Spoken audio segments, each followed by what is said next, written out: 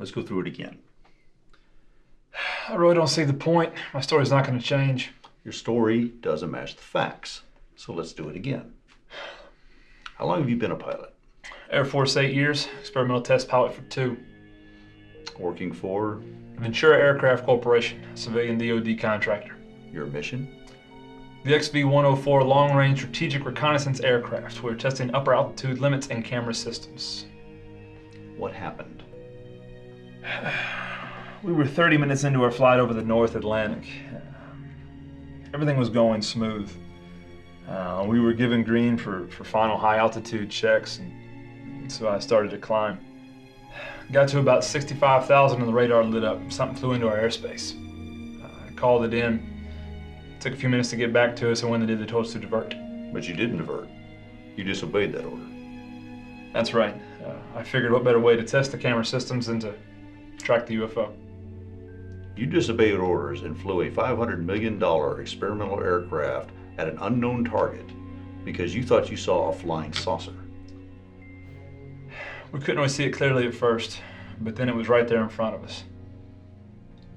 It was shiny, maybe metal, but it wasn't shaped like any plane I'd ever seen. I maintained course and Captain Harlan activated the recon cameras. Then what? Half a minute went by. Ground control continued to insist that we divert. I thought the recon camera had captured footage by now, so I started to turn. At that point, a second target entered our airspace. This one came in fast. Never had a radar warning. Jim and I assumed it was a stealth fighter because it didn't show up on radar, but we didn't get a good look. Whatever it was, it fired on the UFO, and we were too close. We caused some shrapnel, the engines flamed out, and we started going down. I was starting to black out, so I ejected, and then I woke up here in this hospital. Well, as crazy as all this sounds, at least your story's consistent. Do you have any proof at all that this happened the way you say it did? Well, I mean, you've probably spoken to Captain Harlan by now, I'm sure. I'm sorry, Colonel Foster. I thought someone had told you. There must have been a fault in his ejection system. He didn't make it.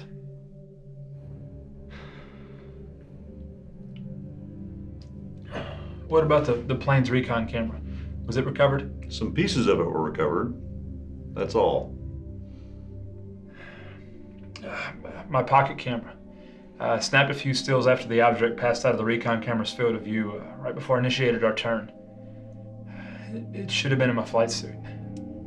You've been unconscious here for several days. We did find your camera, and we did check. But there's nothing in the shots except your instrument panel and the sky through the windshield. That's impossible. You must have altered them. Why would we do that? To cover all this up. A cover-up? Come now, Colonel Foster, that makes no sense. We're trying to find out what happened. No, this isn't a cover-up. It was glare on your visor, altitude sickness for low oxygen, some kind of anomaly. No anomaly. I know what I saw. I know aircraft. The second contact was probably a jet, but the first, that was no plane. Tell the truth, Foster, you screwed up. No. You thought you saw something, you went too high, you starved your engines, they flamed out. No. You panicked. You lost control. You crashed a $500 million aircraft and killed your co-pilot. No. We weren't above our limits and I didn't lose control. Something up there exploded, but it was not us. It was something near us. I don't know why you're doing this, but that's what happened. So that's your last word. That's the story you're going to stick to. And I'm sorry, Colonel Foster, but you leave me with no choice.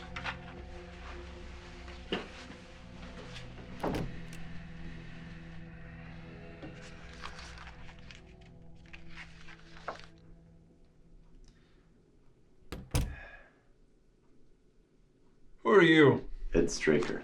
I'm running this inquiry. You mean this kangaroo court? You think this is a joke, some kind of cover-up. You're really gonna stick with that story?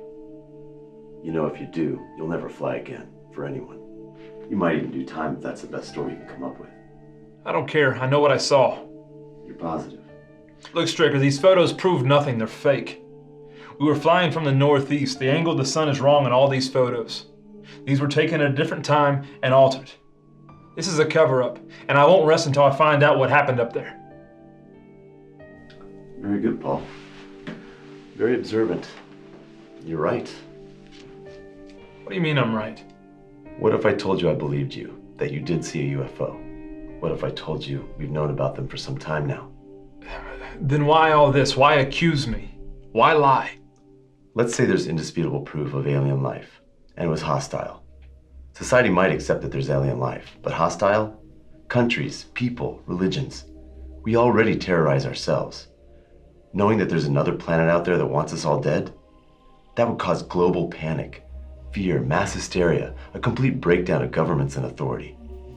Then what does all this mean? Why are you doing all this to me? It was a test, Paul. We needed to know how you would deal with the situation. You were right. It was one of ours that took out that UFO. But you wouldn't divert, and so you were caught in the crossfire. You, Captain Harlan, wrong place, wrong time. Then why am I still here? What do you want from me? We need good men, Paul. Men like you. Pilots, leaders. But we can't recruit just anyone. We need people with experience, brains, persistence. Can hold up under pressure. No family. But most of all, we need to know that we can trust them with this. Can we trust you, Colonel Foster? Do I have a choice? Okay then. As a test pilot, you were trained to expect the unexpected, right? I guess so. Well, then brace yourself. Voice print activation, Straker. Voice print identification positive. Commander Straker. Disable the holographic panels. Welcome to Moonbase, Colonel.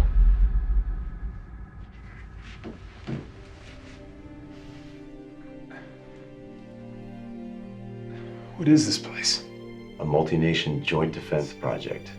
Completed shortly after first contact proved to be less than friendly. After the crash, we kept you sedated while we had you transported up here. Gravity. Artificial.